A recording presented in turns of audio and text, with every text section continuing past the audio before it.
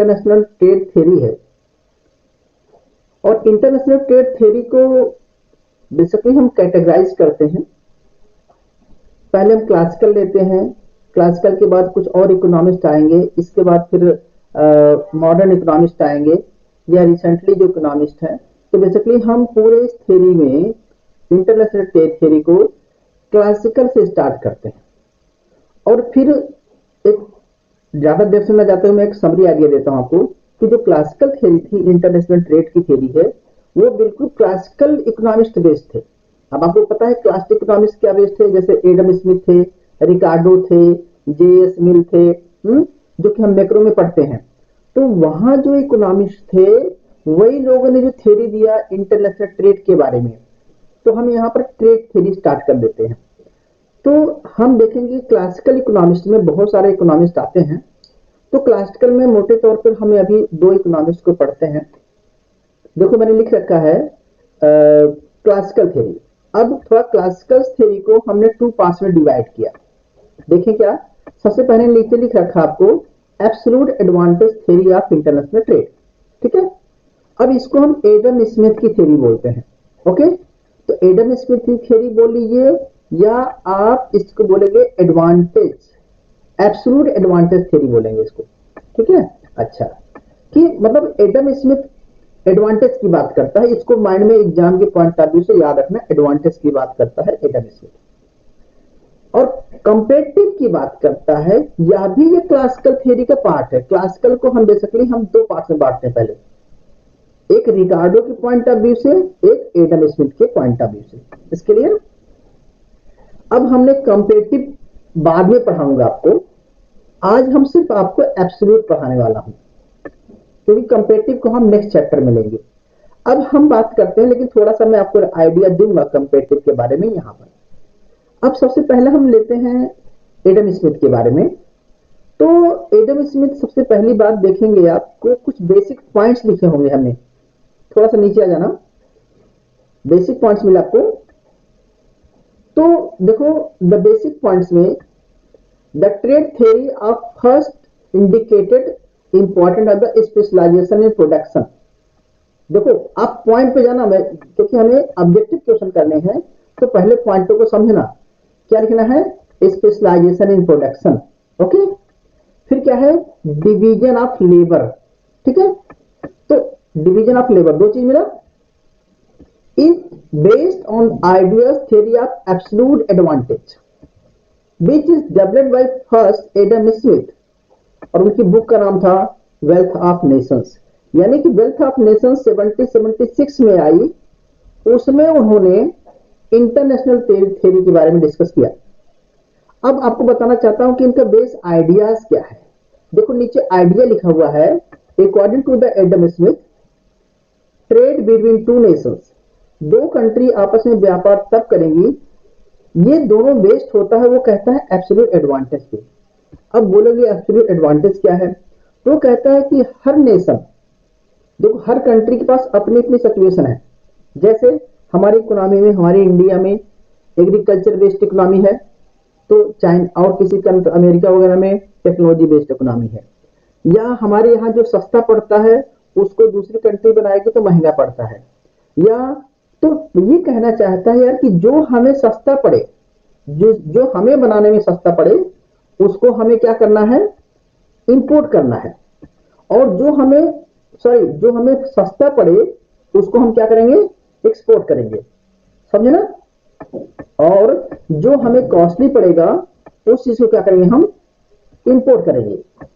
यानी कि ये एब्सोल्यूट एडवांटेज का मतलब है कि ये क्वांटिटी में बात करता है। एब्सोल्यूट का मतलब क्वांटिटी टर्म में ये कहना चाहता है कि अगर दो कंट्री है तो एक कंट्री उस चीज को बनाए, उस चीज में स्पेशलाइजेशन करे जिसमें उसकी कॉस्ट कम हो, और उस चीज को इंपोर्ट करे जिसमें उसकी कॉस्ट ज्यादा। तो हम ये कहना चाहते हैं कि एडम स्मिथ ने सिंपल टर्म में बताया कि अगर टू पर्सन है, आपस में अगर एक्सचेंज करते हैं तो जिसमें मुझे फायदा है मैं वो चीज उस दूसरे पर्सन से लूंगा, तो हमें जो रिक्वायरमेंट है आप बनाइए, आपको रिक्वायरमेंट है मैं बनाऊंगा, क्योंकि जो आपको रिक्वायरमेंट है उसमें मेरी स्पेशलाइजेशन है। ठीक है। अच्छा, नीचे देखना है, country should specialization in production of goods which they have absolute advantage the trade goods. ठीक है, कहना चाहता है कि एब्सोल्यूट एडवांटेज होगा तभी वो आपस में व्यापार करेगा, अदरवाइज व्यापार नहीं करेगा।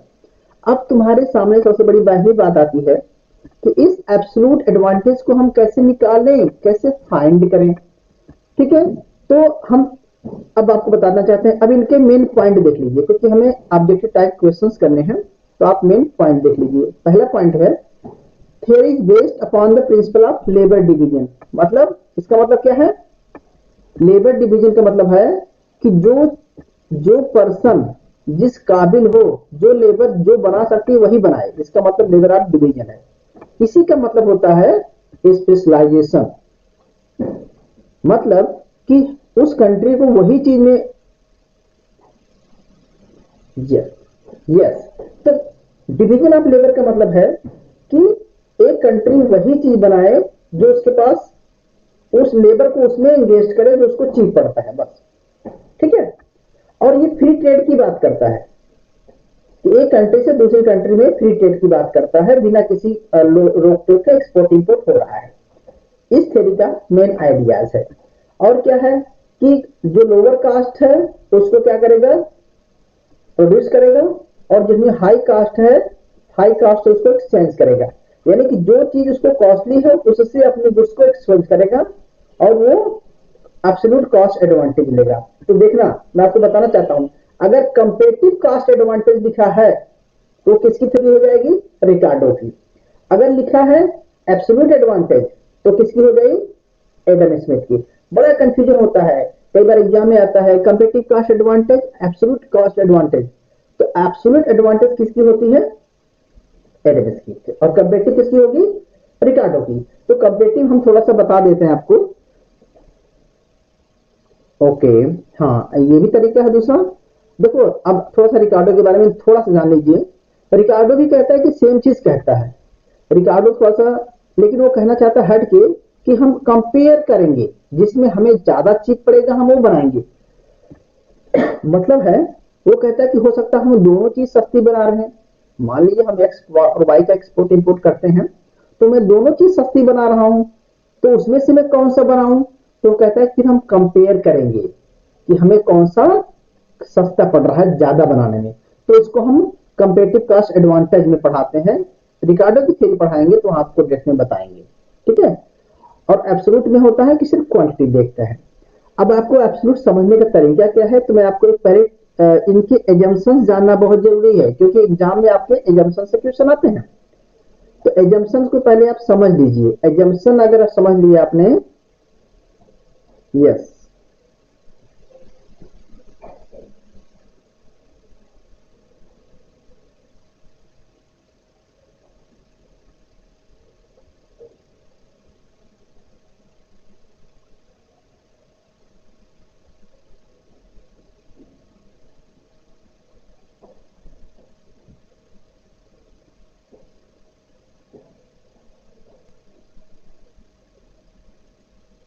यस, इट्स ओके, स्टार्ट करें। सो देखिए, हाँ देखो, एजम्पशंस बहुत क्लियर होना चाहिए। अगर एजम्पशंस क्लियर है तो पूरी थ्योरी आपकी क्लियर है और कोई भी क्वेश्चन आपका गलत नहीं होगा। तो इनकी मेन एजम्पशंस को मैं वन बाय वन आपको समझाता हूँ। ये कहना चाहता है, पहले एजम्पशन देख रहे हैं आप, there are only two country. तो ये देखो, ये सिर्फ दो कंट्री की बात करता है। पहली बात देख लेना कि एडम स्मिथ सिर्फ दो कंट्री को लेकर बात किया है, और ये कह रहा है कि टू कमोडिटीज भी हैं। ठीक है, राइस एंड टी ले लो, कोई भी ले लो, कहता है कि जो हमें रिक्वायरमेंट है, जैसे टी और राइस, अगर हम राइस और दो ही गुड्स लेता है, एक्स वाई दो गुड्स लेता है मान के, ठीक है, तो टू गुड्स और टू कंट्री लिया। अच्छा, लेकिन इन्होंने लेबर कैपिटल नहीं लिया, सिर्फ लेबर लिया हुआ है। तो जानते हो क्या है, अक्सर एग्जाम में पूछा जाता है कि लेबर, तो आप लिखना है कि labour is only one factor of production. तो एडम स्मिथ की थ्योरी में सबसे बड़ी बात है कि किसकी बात करता है, सिर्फ लेबर ही है। लेबर इंडिया में है, लेबर चाइना में है, अमेरिका में है, लेबर के अकॉर्डिंग हम आपस में देखेंगे। हम ओनली लेबर है, वो लेबर की बात करता है। हाँ, और हर लेबर कहता है होमोजीनियस है, यानी कि हर लेबर के काम करने की जो कैपेसिटी है, इफिशिएंसी है, वो सेम है। इसलिए अच्छा, सब labour of supply and technology कहता है कि अनचेंज है। मतलब इतनी जल्दी टेक्नोलॉजी, हम जब थ्योरी पढ़ रहे हैं हम मानते हैं कि लेबर की सप्लाई इतनी जल्दी नहीं बढ़ती, यानी कि कांस्टेंट है। ठीक है। अच्छा, फिर कहता है कि लेबर की जो एक देखो, वो कहता है कि फैक्टर मोबिलिटी की बात करता है। तो कहता है कि there are perfectly immobile between two country. याद रखना, कंट्री में जैसे अगर यूपी से बिहार, बिहार से पंजाब, लेबर तो आएगी, लेकिन पंजाब से अमेरिका नहीं जाएगी। मतलब विद इन कंट्री मोबिलिटी है, लेकिन अदर कंट्री में इमूवेबल है। ठीक, क्योंकि अगर देखो सीधी सी बात है, अगर लेबर वहां चली जाएगी तो हमारे यहाँ लेबर कम पड़ जाएगी, कॉस्ट ज्यादा हो जाएगी। तो हम इसकी बात नहीं करें, कहना उसने एक बैरियर लगा रखा है कि लेबर नहीं जाएगी। अगला है, ये कहता है there are production under law constant. वो कहता है कि अगर हम एक लेबर बढ़ाएंगे तो उतना ही प्रोडक्शन हमारा बढ़ेगा। कांस्टेंट रिटर्न की बात करता है, ध्यान देना, कांस्टेंट रिटर्न की बात करता है, एजम्पशंस। ओके, कांस्टेंट का मतलब होता है कि जिस रेशो में लेबर बढ़ेगी उसी रेशो में कैपिटल भी बढ़ेगा। अगर एक लेबर का प्रोडक्शन 10 है तो 2 लेबर लगाओगे तो प्रोडक्शन 20 होगा, इसकी बात करता है। कांस्टेंट रिटर्न टू स्केल आपने पढ़ा होगा, जब हम लेबर कैपिटल जिस रेशो में बढ़ाते हैं उसी रेशो में प्रोडक्शन बढ़ता है, उसे हम कांस्टेंट रिटर्न बोलते हैं। ठीक है।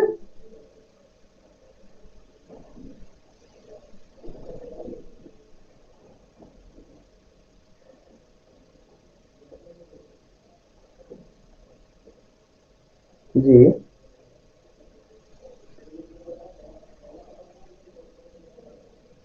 यस, सेम रेशो में।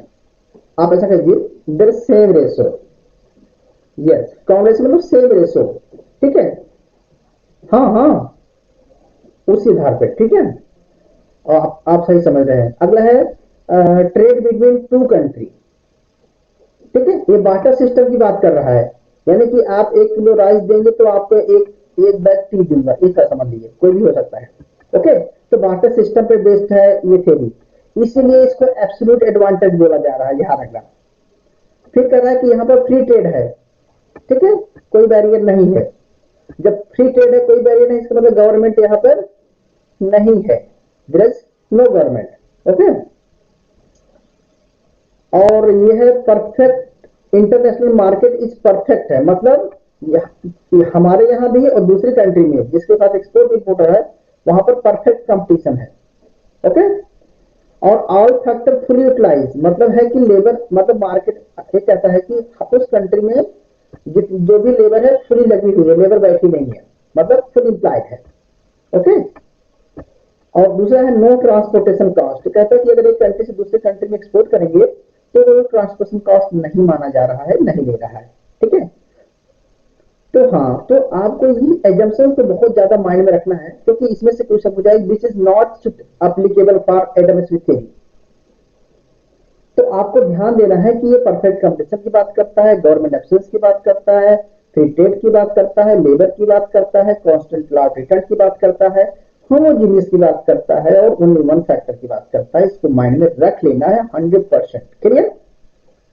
अब हम आपको थ्योरी समझाते हैं शॉर्टकट में, बहुत ज्यादा टाइम नहीं लेते आपका। देखो मैंने लिख रखा है एब्सोल्यूट डिफरेंस इन कॉस्ट, लिखा बिफोर ट्रेड। देखो मान चलो कि एक कंट्री है, 2 कंट्री है, इन जापान और इंडिया में, लिखा जापान के पास, जापान भी 2 चीज का प्रोडक्शन कर रहा है। किसका? यस, राइस का प्रोडक्शन कर रहा है और टी का प्रोडक्शन कर रहा है। लेकिन जापान को टोटल प्रोडक्शन जापान का कितना हो रहा है देखेंगे, 30 हो रहा है। कितना? 30 हो रहा है। यानी कि उसके पास अगर एक, उसके पास जितनी लेबर है, हम यहाँ पर कॉस्ट का पॉइंट ऑफ व्यू हैं, हम ऐसा कर सकते हैं कि 1 यूनिट बनाने में, राइस की 1 यूनिट बनाने के लिए जापान को कितना लेबर लगाना पड़ रहा है? 20 लेबर। और टी का, टी की मान लो ये 1 यूनिट बनाने के लिए उसको 10 लेबर लगाना पड़ रहा है। ओके, तो टोटल लेबर कितना लगा रहा है? 30। कितना 30 लेबर, 30 लेबर। और राइस का प्रोडक्शन के लिए इंडिया को कितना लगाना पड़ रहा है 10, और टी के लिए 20, तो इंडिया को भी 30 का लग रहा है। ओके, तो आप देखो कि राइस के प्रोडक्शन में टोटल कितनी लेबर लगी हुई है 30, और टी में भी 30, टोटल 30 लेबर लगी हुई है। क्लियर हुआ? अच्छा, अब मुझे यह समझाना है कि टोटल राइस का प्रोडक्शन कितना हो रहा है। 1 यूनिट जापान कर रहा है और 1 यूनिट इंडिया, तो टोटल प्रोडक्शन कितना हो रहा है? टोटल प्रोडक्शन तो वो तो लेबर है, कास्ट है। टोटल प्रोडक्शन 2 यूनिट का हो रहा है। कितना? 2 यूनिट का। ठीक है, बात समझ में? देखो हमने ऊपर लिखा है कास्ट, हम कास्ट के पॉइंट ऑफ व्यू पे बात कर रहे हैं, इसके लिए। तो देखो कहने का मतलब यह है कि अब बताओ कि सस्ता किसको क्या पड़ रहा है बनाना। जापान को क्या सस्ता पड़ रहा है? टी। यस, अच्छा, जापान को पड़ रहा है टी, इंडिया को पड़ रहा है चावल।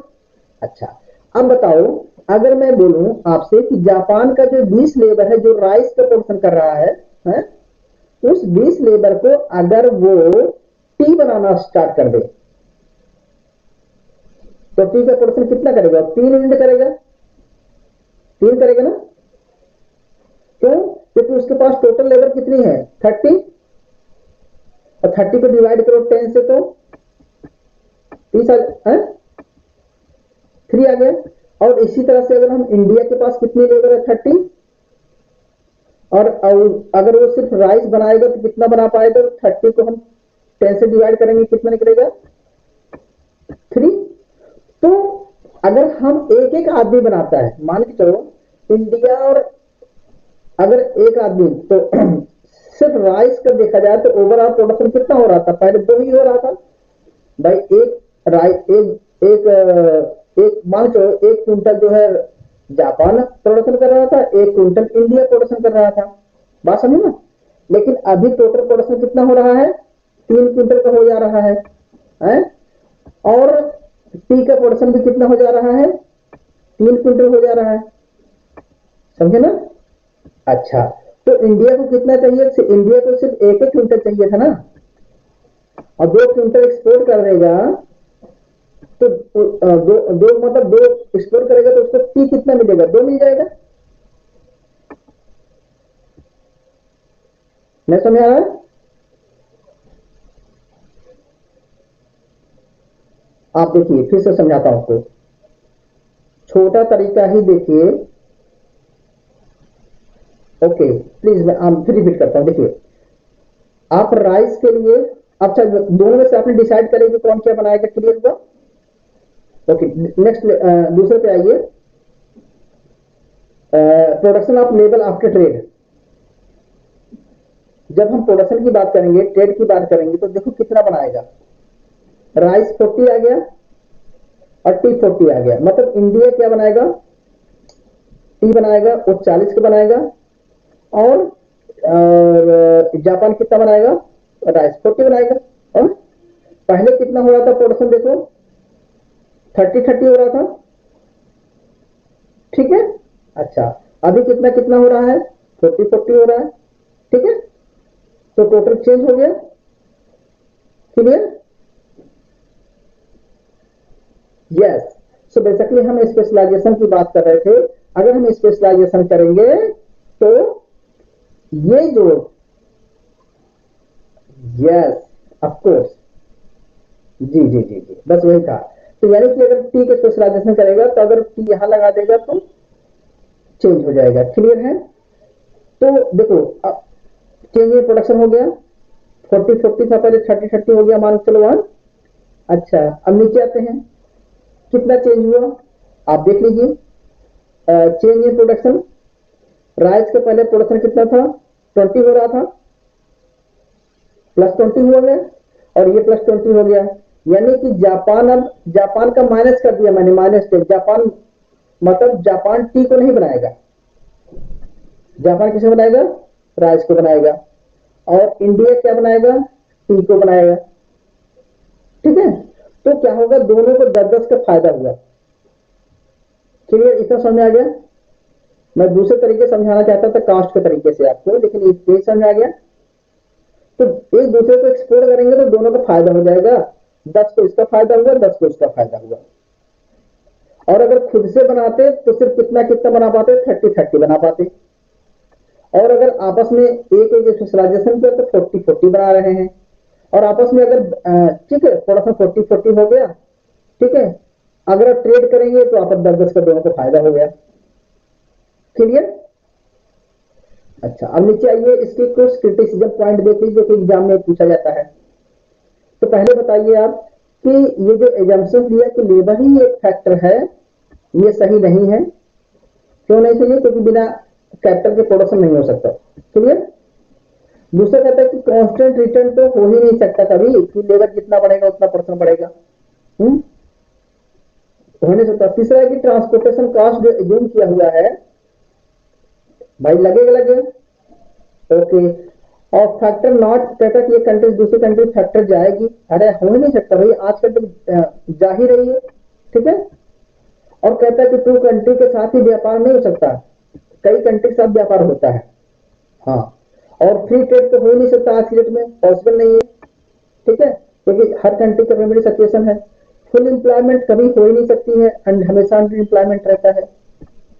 इन्होंने टेक्नोलॉजी को नहीं माना जबकि लर्निंग बाय डूइंग टेक्नोलॉजी होती है। वन साइड थ्योरी है, यानी कि ये किसकी बात करता है, सिर्फ डिमांड साइड की बात करता है, ठीक है। और जो हमें चाहिए कोई जरूर नहीं कि हमें लेने वाला देने वाला रेडी हो जाए।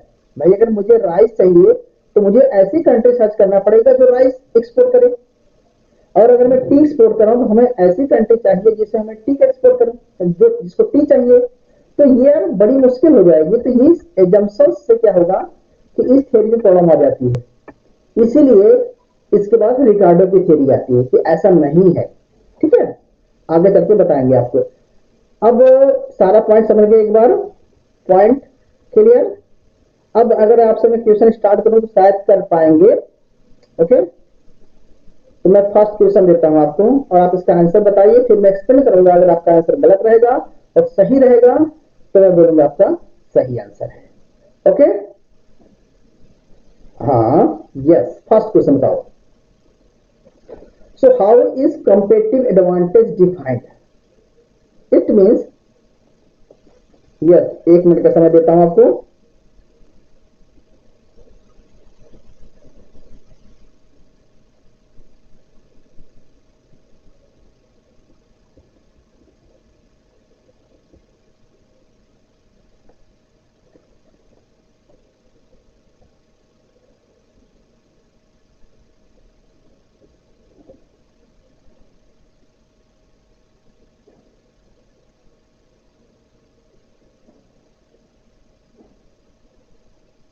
Yes, your answer is A, absolutely right. आप अपना लिख लेना इसको, आपका ए सही है, ठीक है, एक क्वेश्चन सही हो गया। क्यों?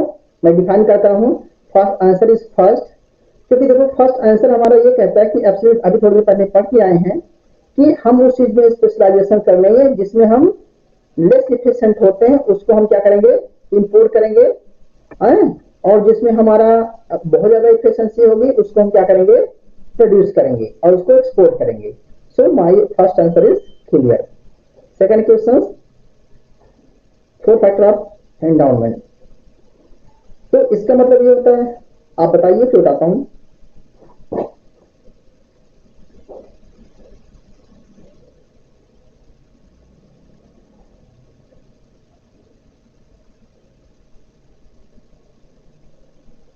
Yes, your correct answer A, why. अब बताना चाहता हूं कि जो किसी भी कंट्री का फैक्टर एंडाउनमेंट का मतलब होता है एक भौतिक संपदा किसी कंट्री के पास कितनी है। देखो मैं कहना आपको चाहता हूं कि जैसे हमारे पास लेबर ज्यादा है, किसी के कंट्री के पास लेबर नहीं है, हम लेबर वाली चीज बनाएंगे। किसी के पास, जैसे चाइना है या अमेरिका, उसके पास फिजिकल कैपिटल ज्यादा है, हमारे पास ह्यूमन कैपिटल ज्यादा है, या नेचुरल रिसोर्सेज किस कंट्री का, जैसे हमारे यहाँ नेचुरल रिसोर्सेज ज्यादा है। तो यार जो हमारे पास रिसोर्स है वो किसी और कंट्री के पास नहीं है, जो और कंट्री के पास है हमारे पास नहीं है। तो कहने का मतलब है कि हम ये देखना चाहते हैं कि डिफरेंट जो फैक्टर एंडाउनमेंट की बात कर रहे हैं तो हमारा आंसर ये हो गया।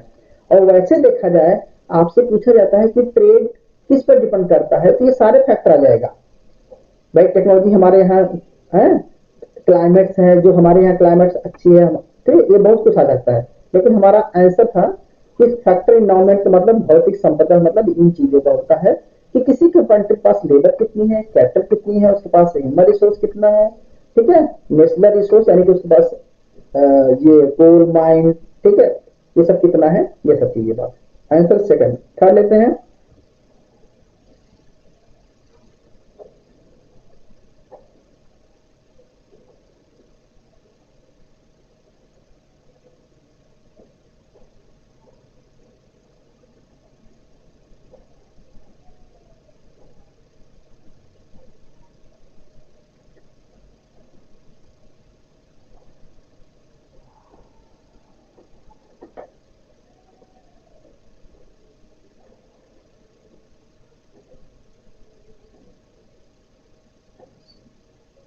So answer is,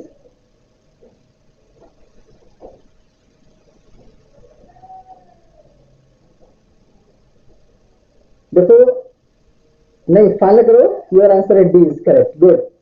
तो फिर देखो कह रहा है कि अगर नो ट्रेड, कभी भी वर्ल्ड में ट्रेड नहीं होगा अगर ये फीचर पाए जाएंगे तो। अगर भाई country will have same relative, हमारे पास भी वही संपदा है, आपके पास भी है, तो हम क्यों आपसे लेंगे, फैक्टर हमारे पास भी तो है।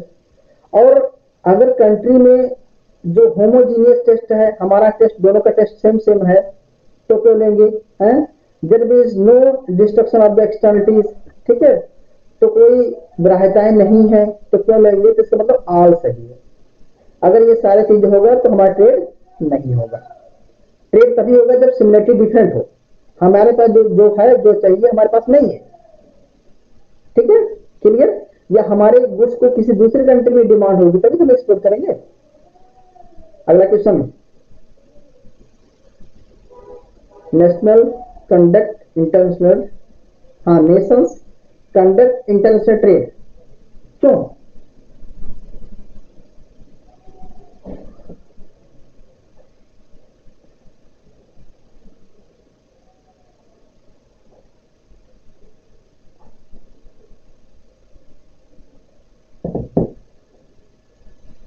सो मैं उम्मीद करता हूं आपको आ जाए।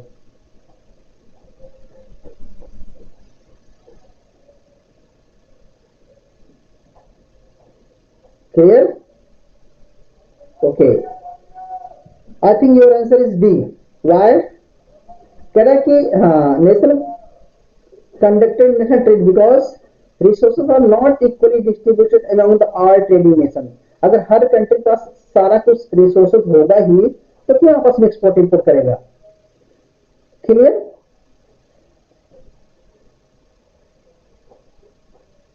ओके। देखो, some nations prefer to produce one things while other produce other things, ठीक है। तो मैंने तो हर नेशन अलग अलग प्रोड्यूस करता है, लेकिन हम यहाँ पर क्वेश्चन ये कह रहा है कि नेशन क्यों करता है, क्योंकि हम उस चीज को प्रोड्यूस नहीं कर पाते, जो क्यों, क्योंकि हमारे पास वो रिसोर्स नहीं है। Okay, so answer is B. Next question, yes, इसको बहुत आसान बता सकते हैं आप।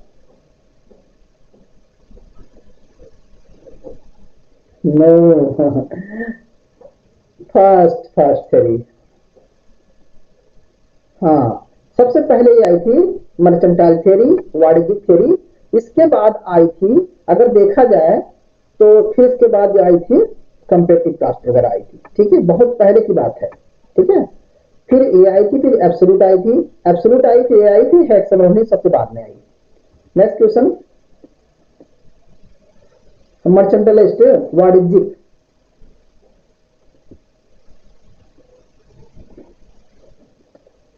यस, बताइए।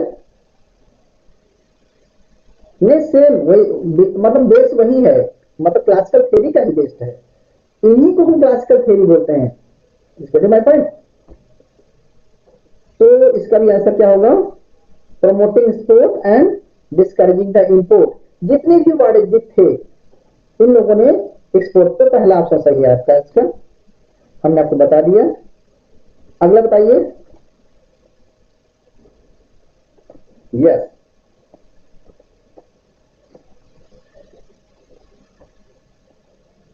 Answer.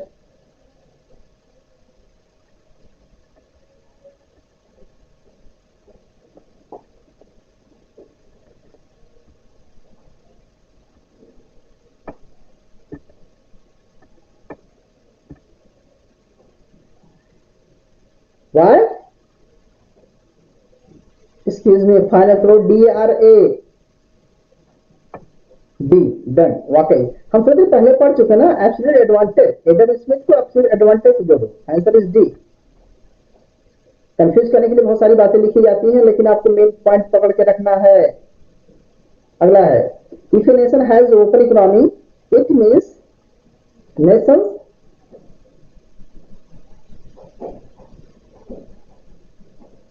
D, yes, good, very answer. क्यों?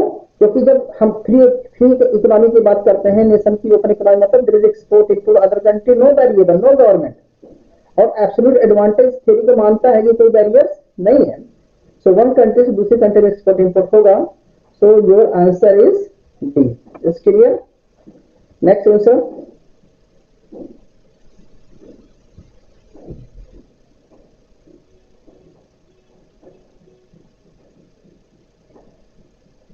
यस,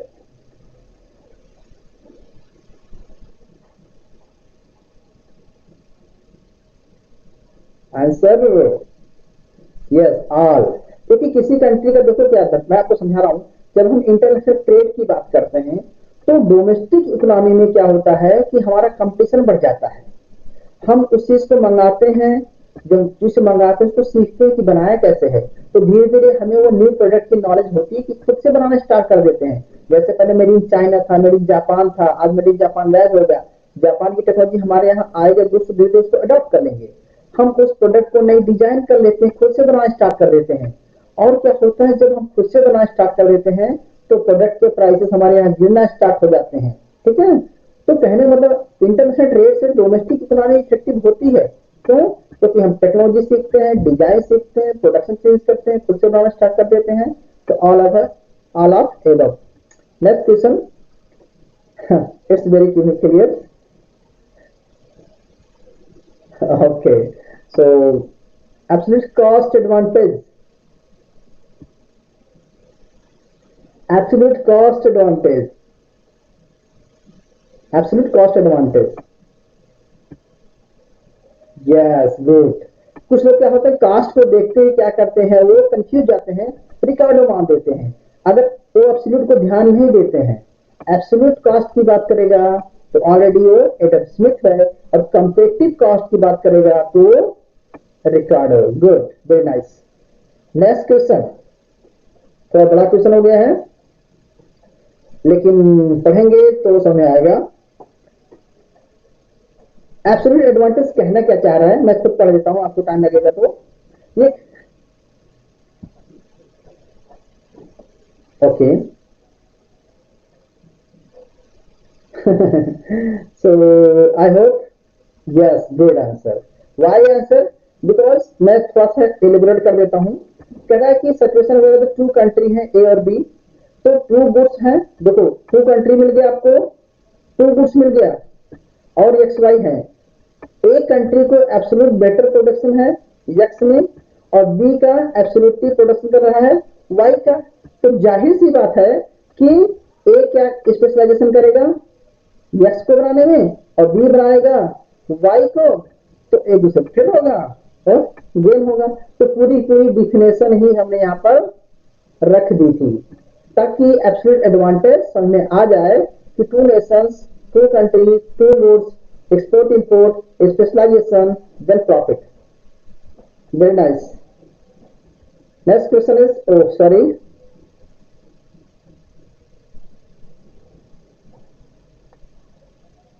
यस, कंपेटिव का नाम आते ही समझ लेना बेटा, it is David Ricardo. Next question. क्योंकि देखो,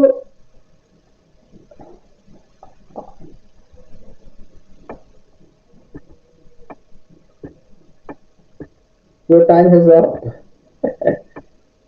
B, okay, why? Because internet trade क्या करता है, हम थोड़ी देर पहले बताया कि जब इंटरनेट ट्रेड करेंगे तो हमें बहुत सारा फायदा होता है, हमारा प्रोडक्शन बढ़ जाता है, ठीक है, हमारी इकोनॉमी का वेलफेयर होगा। क्यों? क्योंकि जब, ठीक है, और हम जो चीज एक्सपोर्ट करेंगे, एक्सपोर्ट करने के बाद तो इनकम आएगी, नेट एक्सपोर्ट बढ़ेगा, फिर पॉवर्टी रिमूवल प्रोग्राम, एम्प्लॉयमेंट, बहुत सारी चीज होगी, हमारी कंट्री का जब गेन होगा तो हम बाहर के डोमेस्टिक यूज करेंगे, कंजप्शन बढ़ेगा, ठीक है, आला बढ़ते हुए हो गया।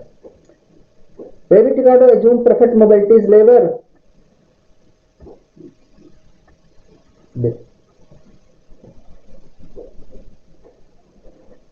Hmm. So there is the answer. Why C? Why one of these? I am getting it. Very easy. आपको थोड़ी देर पहले मैंने इनकी एजम्पशन पढ़ाई थी, और वो एजम्पशन चाहे रिकार्डो की हो चाहे एडम स्मिथ की एजम्पशन सेम है। तो उसने कहा था कि विदिन कंट्री मोबिलिटी है, लेकिन कंट्री के बाहर मोबिलिटी नहीं है। तो परफेक्ट मोबिलिटी कहां है लेबर की? With a country. ओके, अपने देश में कहीं भी आ जा सकती लेबर। तो answer is A. Clear? Next point.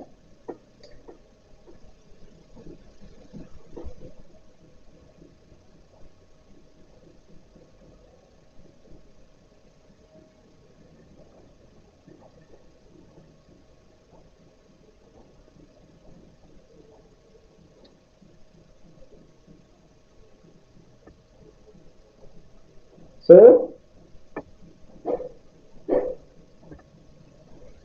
Answer D. देखो बात कर रहे हैं, ये free trade area is a trade block where,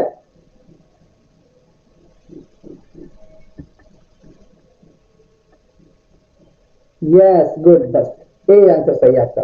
Y? ये कहना चाहता है कि फ्री ट्रेड तो है, जैसे आपने यूरो का नाम सुना होगा, जैसे G20 सुना होगा, ठीक है, तो ये लोग नेशंस होते हैं आपस में ग्रुप बना लेते हैं, तो आपस में तो कोई टैरिफ नहीं लगाते हैं, लेकिन बाहर बाहर का कोई बंदा आता है उसको टैरिफ लगाते हैं, ठीक है। तो जब we will reduce the elimination tariff on all import from the other member, ठीक है, ठीक है, टैरिफ लगाते हैं, तो ये होगा आपका आंसर, ये हो गया, ठीक है। Okay, next question. हम्म,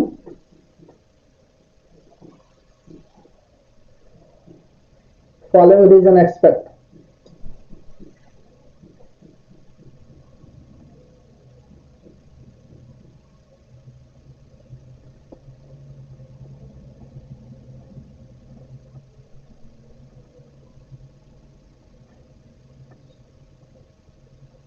सो टाइम,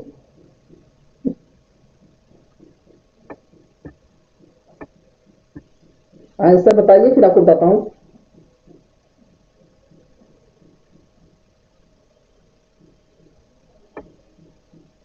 तो answer is B.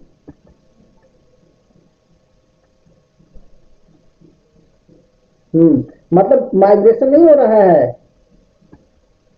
Better able to, हाँ, एक्सेप्ट का ध्यान नहीं दिया। सारा सही है, ए सही है, सी सही है, डी सही है, लेकिन इसमें बी गलत है, जो नहीं है। Labour could know more skill than reporting the same task, सही है, क्योंकि स्पेशलाइजेशन की बात कर रहे हैं। यही तो एग्जाम में पकड़ने वाली बात होती है, एक्सेप्ट नहीं लगाया था, ठीक है। Labour would not loss time the watching from मतलब प्रोडक्शन, कहने मतलब कि स्पेशलाइजेशन की बात कर रहा है, लेकिन इमिग्रेट एक कंट्री दूसरे कंट्री में, ठीक है, तो ये नहीं है। क्लियर है? नाउ लास्ट क्वेश्चन हमारा है, the basis of trade between country line. हाँ,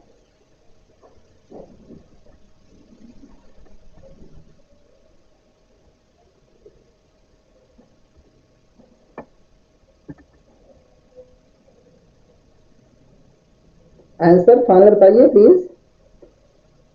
वाई डी? मैं थोड़ी देर पहले आपको यही सेम आंसर, देखो ट्रेड किस पर बिटवीन दो कंट्री में डिपेंड होता है, डिफरेंट कंट्री में डिफरेंट रिसोर्सेस थे। ठीक है, सेम क्वेश्चन वाला अंडरवन। ठीक है, सो आई होप कि आपने सारे क्वेश्चन को समझ में आ गया होगा। ठीक है।